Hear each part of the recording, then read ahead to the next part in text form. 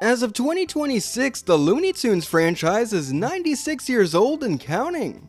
While the franchise has had its high points, and its low ones, the 2020s have certainly been an interesting decade for the animation icons.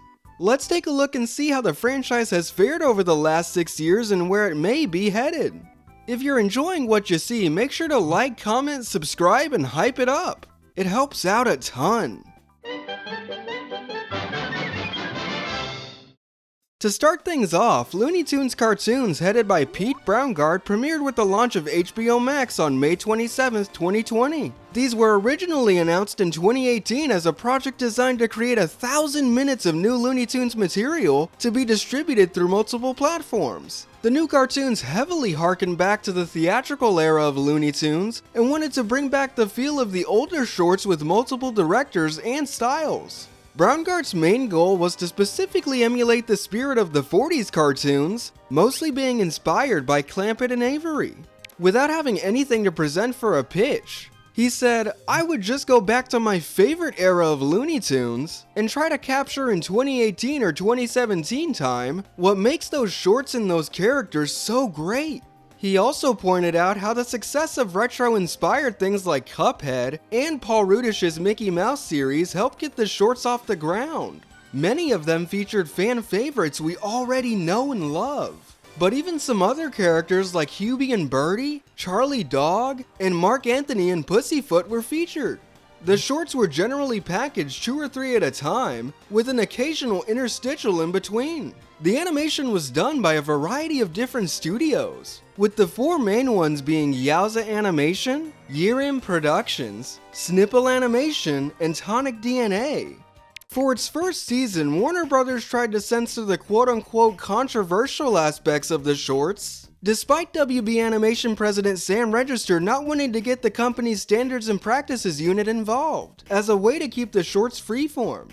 Fortunately, the studio loosened these restrictions when the second season came around. While the new shorts aren't perfect, Brownguard and his crew still brought these characters back to life with an energy that I think even the old guard would appreciate.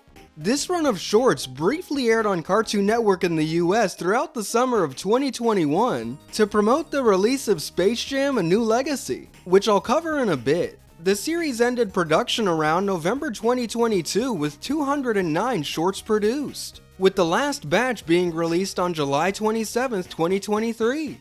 At least 8 more shorts have yet to be released publicly. However, Daffy and Wacky Land, which sported some amazing stop-motion animation, was released as a bonus on HBO Max on June 13, 2024. Now that's how you go out with style. Surprisingly, the release shorts got compiled together for a Blu-ray set in May 2026. That means the shorts that have yet to see the light of day are not included. Hopefully that'll be rectified eventually. In September 2000, Looney Tunes shorts stopped airing on ABC when the Bugs Bunny and Tweety show was cancelled. After this, Cartoon Network and Boomerang became the exclusive homes for not only Looney Tunes, but also most of the WB and Hanna-Barbera libraries. It wasn't until 2019 that Warner Brothers gave MeTV the rights to the Flintstones, marking the first time one of these classic properties aired outside of a Warner-owned network in almost 2 decades. The Flintstones did so well for MeTV that Warner gave them access to much more of their classic catalog. So much, in fact, that the network started a daily hour-long cartoon anthology series, reminiscent of variety shows from the 50s. Tune In With Me started on New Year's Day 2021, and still heavily features Looney Tunes in the rotation to this day. While Tune In With Me takes a break on the weekends, MeTV's Saturday morning cartoon block keeps the tunes flowing in its place. Almost immediately after the success of Space Jam in 1996, a sequel was in development for years. One that didn't have Michael Jordan on board and also went through constant retools and rethemes around different sports. Eventually, the idea was thrown aside after the box office failure of Looney Tunes Back in Action in 2003. Jump ahead a decade later and nostalgia's the bee's knees. Fans all across the world are talking about their memories of Space Jam. So there's no better time to conceptualize a sequel once more. In February 2014, LeBron James was announced to be Bugs' co-star this go-round, and after a few more years of cycling through directors, producers, and writers, Malcolm D. Lee was chosen to direct, Ryan Coogler was set to produce, and 6 different writers ultimately got credit on the final product. The film was released under the title Space Jam: A New Legacy on July 16, 2021, in theaters and on HBO Max simultaneously. The movie sees an artificial intelligence named Algae Rhythm capture LeBron James' son to trap him in the serververse. To get him back, LeBron must team up with the Looney Tunes to play a game against the Goon Squad, who are digital opponents controlled by Algae Rhythm. Not only are the Tunes present, but there are all kinds of cameos from other Warner Brothers properties, and even Michael B. Jordan. It's kind of insane, actually. And side note, but that Best Actor win was so well deserved. To promote the movie, Cartoon Network aired a Teen Titans Go special shortly before release, where the heroes commentated over the original movie. There was even an Xbox video game developed by Digital Eclipse, but it was an arcade-style beat-em-up? Okay. At the end of it all, the film didn't fare well with critics or Looney Tunes fans alike, and only earned $164 million worldwide on a $150 million budget. This movie was simply 15 to 20 years too late, and putting it on HBO Max the same day it came out in theaters didn't help things at all. Just a victim of bad timing. On November 22, 2021, Warner Brothers released a scripted Looney Tunes podcast on podcast services and HBO Max. Bugs and Daffy's Thanksgiving Road Trip is a 4-episode series wherein the two get invited to a Thanksgiving celebration at the WB backlot. There's just one problem. Daffy doesn't like that he's not the official holiday bird. Their way of overtaking the turkey's place as mascot is by making a film. However, since Daffy's not popular enough to lead a feature film, apparently, the two go on a cross-country road trip to give Daffy the popularity he needs to succeed and become the face of Thanksgiving. Elmer Fudd and Marvin the Martian also appear in this story, as well as other unexpected foes who get in their way. Each episode is approximately 30 minutes in length. This ain't no short, we talking feature length-ish, baby! On June 14, 2022, a direct-to-video animated film called King Tweety was released on DVD and digital storefronts to celebrate the 80th anniversary of Tweety Bird. It then made its Cartoon Network premiere on November 19th, followed by a next-day arrival to HBO Max. The film was written and directed by Corinne Engel and co-written by Eric Adolphson. After the bird queen of the Canary Islands goes missing out of the blue, Tweety comes to find out he has traits that make him heir to the royal bird family. Him, Granny, and Sylvester take a trip to the islands so he can become king. But there's an enemy lying in wait and things aren't as they seem. It's the first Tweety-focused feature since Tweety's high-flying adventure from 2000.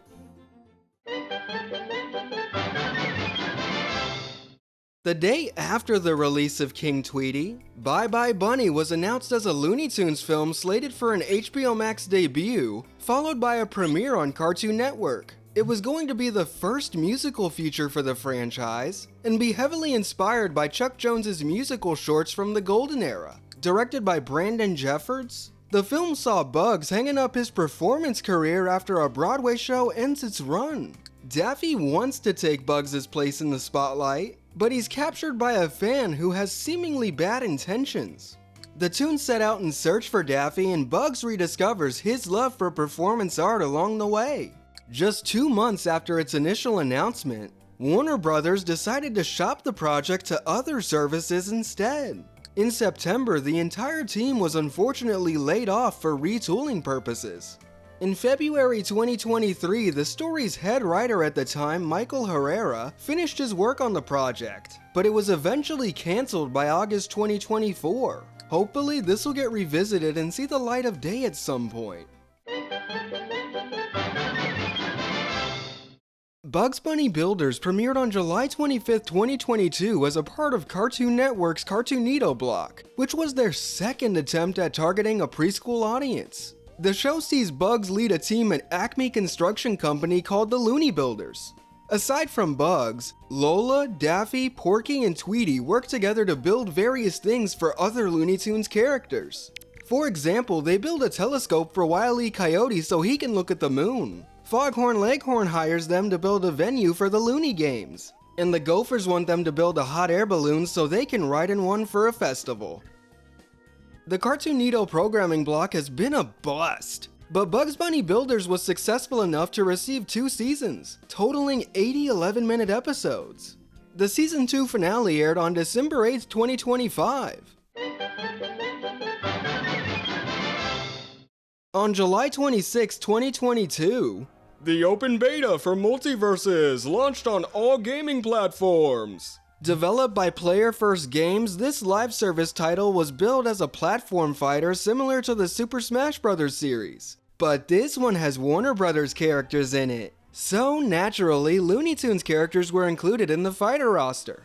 Characters that made it to the beta were Bugs, Taz, Marvin the Martian, and even LeBron James to further promote Space Jam. Bugs quickly became a very popular choice among players. Unfortunately, there were no playable maps related to the franchise, but it seems that 2 were planned to make it into the game at a later date. The game's open beta went offline on June 25, 2023, to continue extensive development with Player First Games promising a quick return. The game came back online in its full form on May 28, 2024. Unfortunately, the developers made several changes that disappointed returning players. Most notably missing beta features, slower gameplay, increased grinding, and an over-reliance on microtransactions. The game provided 5 seasons worth of updates, with 1 additional Looney Tunes character being added in the form of Lola Bunny.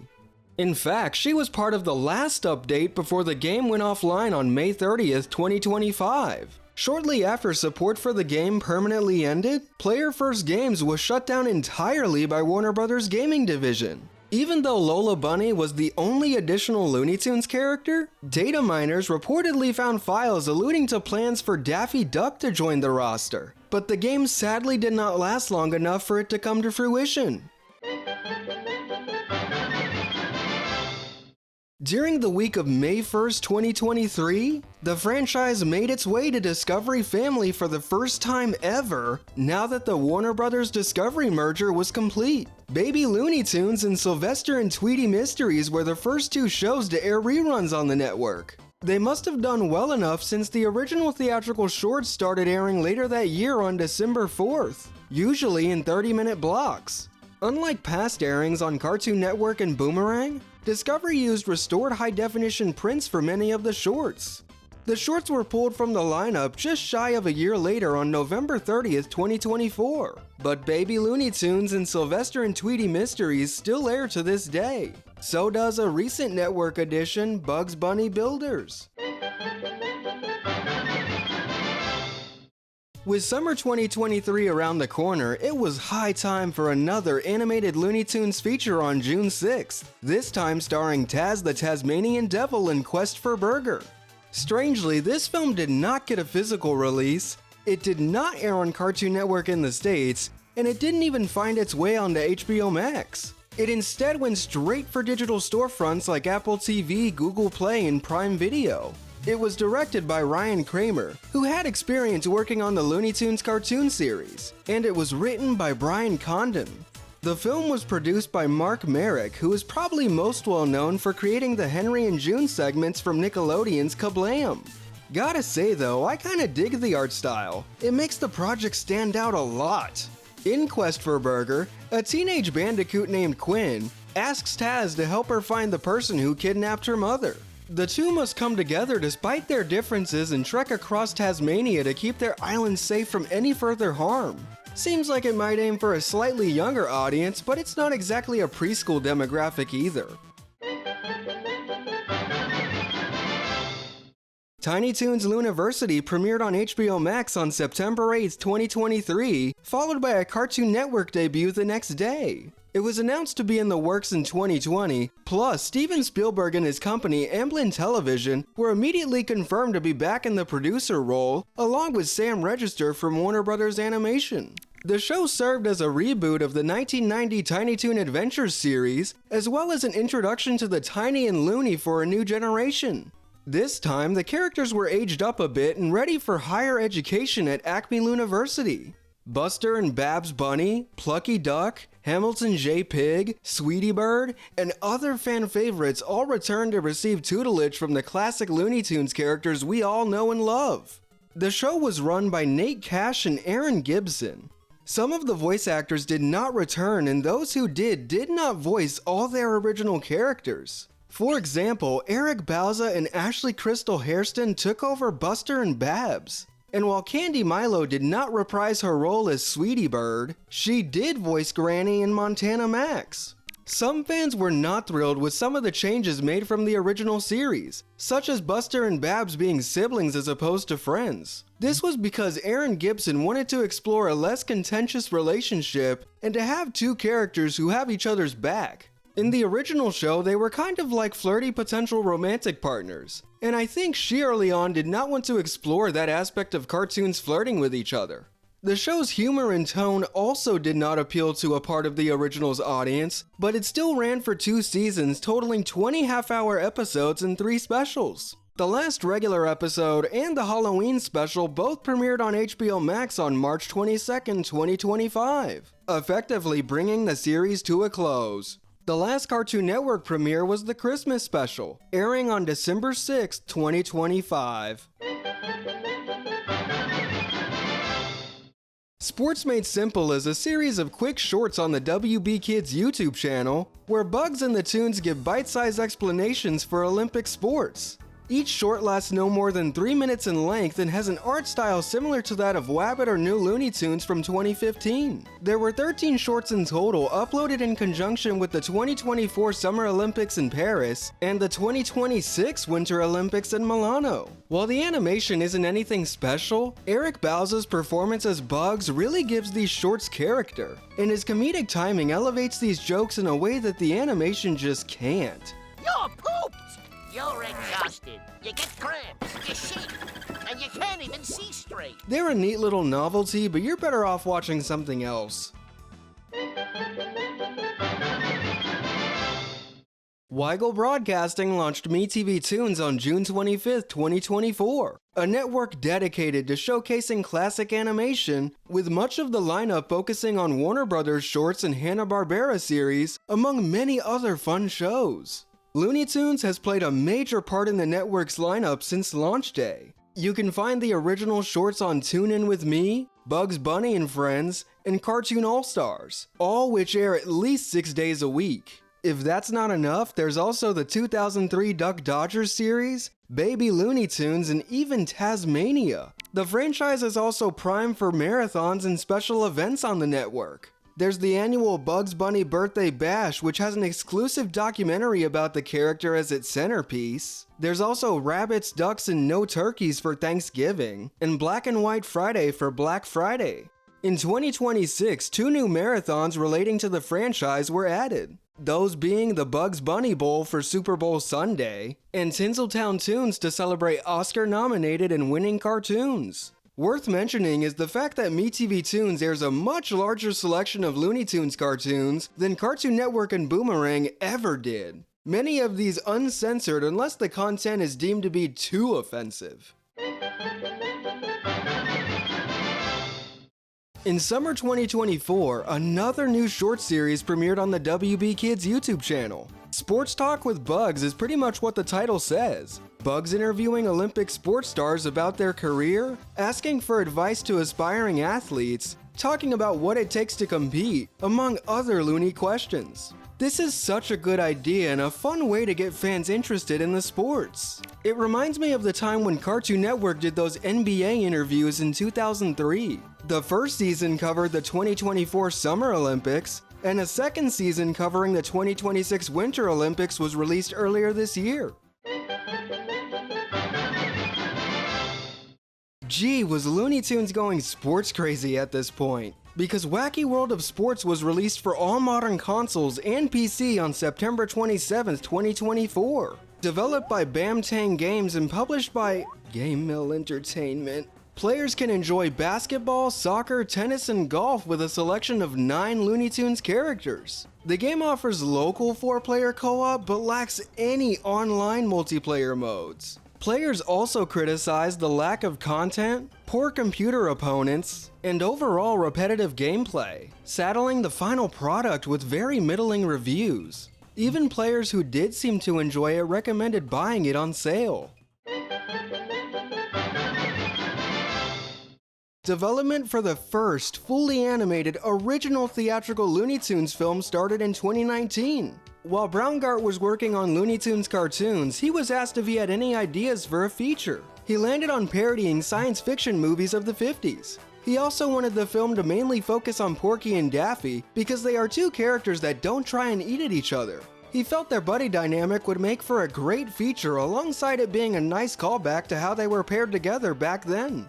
The movie was originally announced in September 2021 to be a part of Cartoon Network's Acme Night block as well as HBO Max.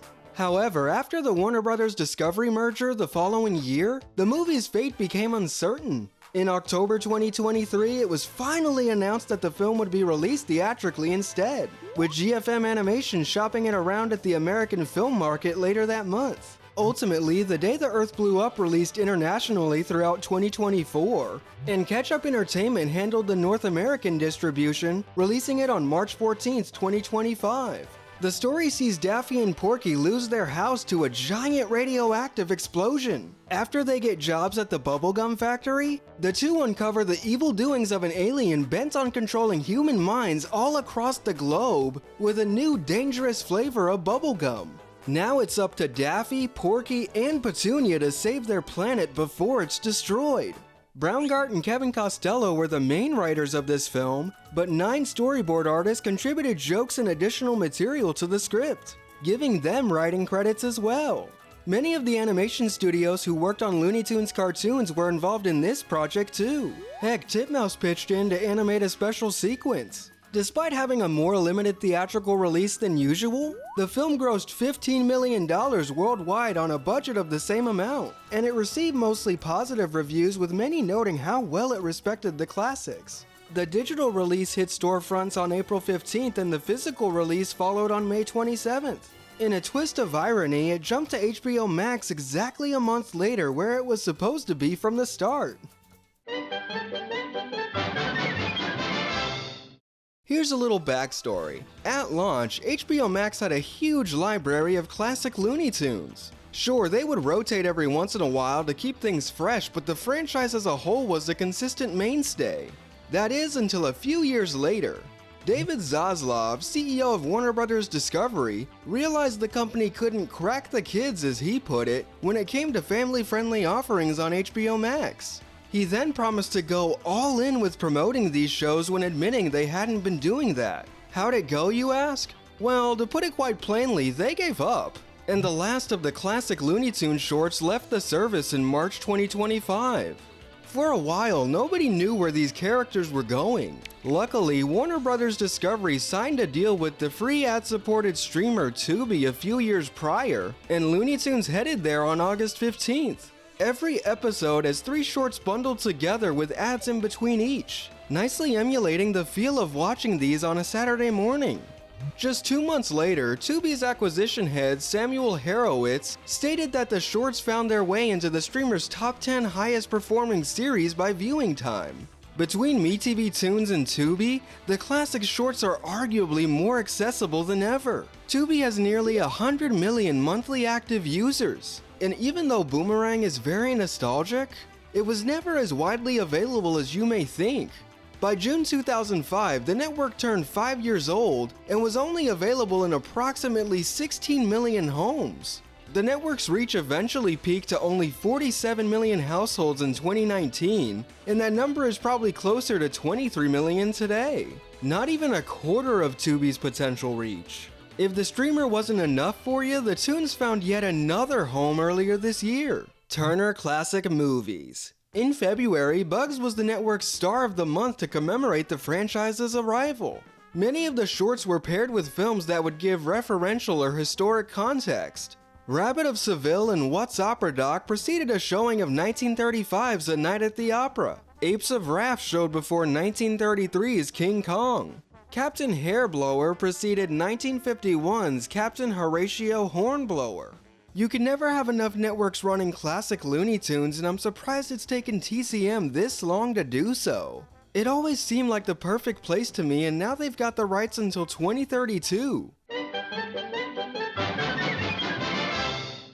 Warner Brothers announced that Coyote vs. Acme was starting development all the way back in August 2018 as a live-action animation hybrid film. The film sees Coyote sue Acme Corporation after so many of their products have failed them. A human attorney named Kevin Avery represents him in the lawsuit, and the two grow a friendship amongst the chaos. When it turns out that Avery's former boss is representing Acme, both he and Coyote are determined to win the case no matter what it takes. Chris McKay was originally hired as a producer, while John and Josh Silberman were tapped to write the screenplay, and the project found its director in Dave Green. McKay eventually left the project and was replaced by Chris DeFaria. In February 2022, Will Forte and John Cena were added to the cast as Coyote's and Acme Corp's lawyers respectively. The film started shooting the following month in Albuquerque and lasted until May.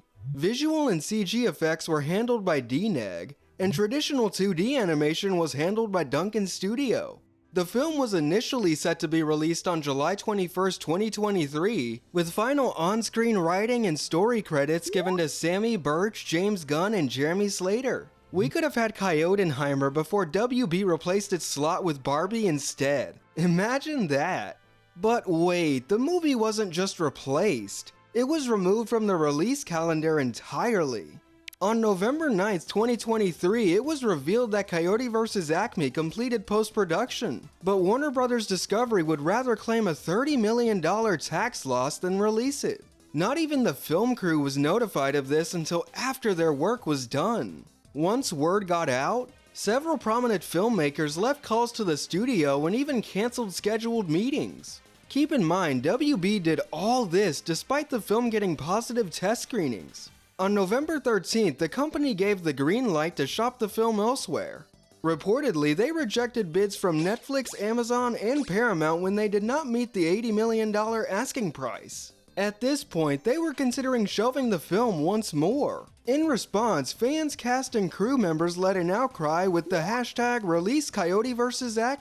Eric Bauza stated in his Daffy voice, I hate to be political, but release Coyote vs. Acme! During his speech at the 51st Annie Awards. Will Forte gave congratulations to the crew after calling the final cut incredible and lamented the fact that the public would never get to see it. Even major players in the industry like Lord & Miller, Michael Chavez, and the Daniels were calling for the film to be released after their private screenings, saying it was wonderful and moving, while describing Warner's handling of the film as anti-competitive.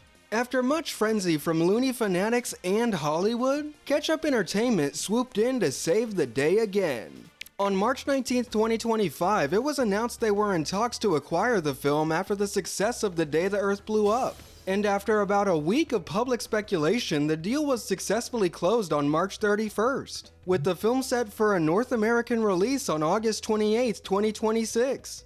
The first proper trailer was released on April 22nd, and the marketing hilariously leans into the behind-the-scenes fiasco with taglines such as, "The movie Acme doesn't want you to see." Teasers released a week earlier reminded viewers to check their write-offs for tax day. Man, I'm so here for the pettiness. Make sure y'all go see it in August and let your voice be heard. We want more Looney Tunes!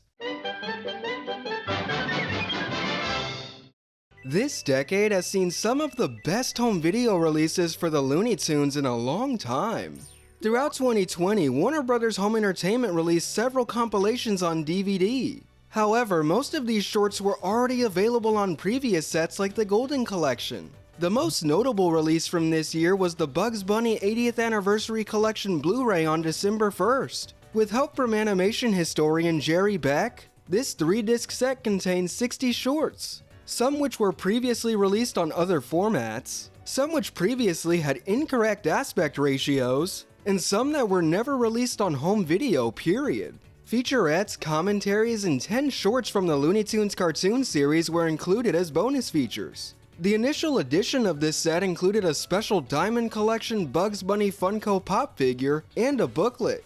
After this, things stayed quiet for a few years. In 2023, it was announced that Warner Archive, a smaller home video label focused on cult classics from the studio, was handed the reins to release more Looney Tunes. But before that, March 28 saw the release of the complete Duck Dodgers series on Blu-ray for the first time, which was Warner Home Entertainment's last legacy Looney Tunes release to date. Warner Archive's releases started up on May 30th with a new collection dubbed Collector's Choice. The goal for this collector's series was to release shorts that never made it to home video in the past. From May 2023 until November 2024, 4 one-disc volumes were released with 20 to 25 shorts each. In June 2025, an expansion of the Collector's Choice series began. It's now known as Collector's Vault, and there's 2 volumes as of March 2026, each one containing 2 discs. The first disc is essentially another volume of Collector's Choice. The second disc contains approximately 25 more shorts that were released on older formats in standard definition, but never made it to Blu-ray in HD. Even though these new Warner Archive sets don't really have much in the way of bonus features, they are still well worth it for any Looney Tunes fan that wants to watch these shorts in a way they've never seen them before. Also, Warner Archive makes an effort to include shorts as bonuses on their film releases as well. It seems that Warner Brothers is trying to start up a new series of theatrical shorts, with the first of its kind premiering at this year's Annecy Film Festival, and it'll most likely be attached to the Cat in the Hat movie come November. Then there's the new Looney Tunes Gakko shorts, which feature the characters in a cute chibi style. There's even a Speedy Gonzales feature film being helmed by Jorge Gutierrez. What's your favorite Looney Tunes project or release from this decade so far? What are you looking forward to? Let's discuss in the comments. I'll see you next time.